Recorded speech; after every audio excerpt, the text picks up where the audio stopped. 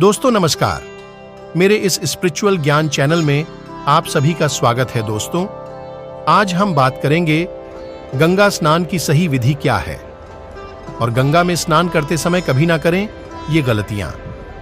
कहा जाता है कि व्यक्ति की मृत्यु के बाद अगर उसकी अस्थियां गंगा में विसर्जित न की जाए तो मोक्ष की प्राप्ति नहीं होती। वहीं कुछ लोग गंगा के किनारे ही प्राण विसर्जन या अंतिम संस्कार की इच्छा भी रखते हैं। हिंदू धर्म में गंगा नदी को मां कहकर संबोधित किया जाता है। साथ ही गंगा को सबसे पवित्र नदी माना गया है। गंगा नदी में स्नान करने से व्यक्ति के सभी पाप नष्ट हो जाते हैं। माना जाता है कि गंगा जल कभी खराब नहीं होता।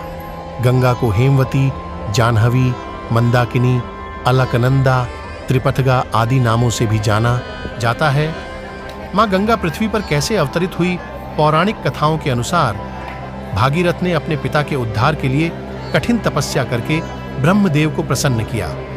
उसने गंगा को पृथ्वी पर लाने का वरदान मांगा, लेकिन गंगा का वेग बहुत तेज था जिसे केवल भगवान शिव ही सहन कर सकते थे। इसलिए भागीरथ ने कठोर तप से भगवान शिव को प्रसन्न किया, जिसके बाद भगवान शिव ने अपनी जटा से गंगा को 7 धाराओं में परिवर्तित कर दिया।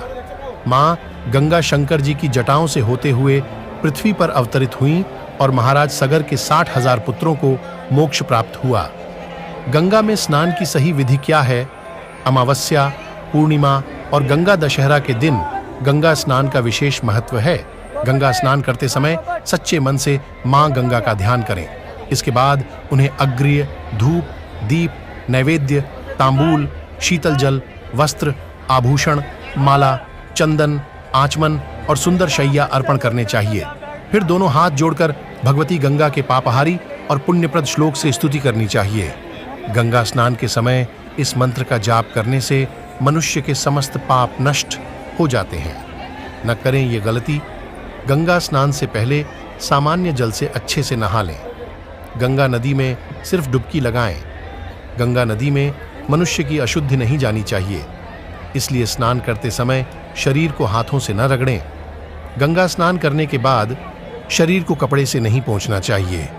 जल को शरीर पर ही सूखने दें।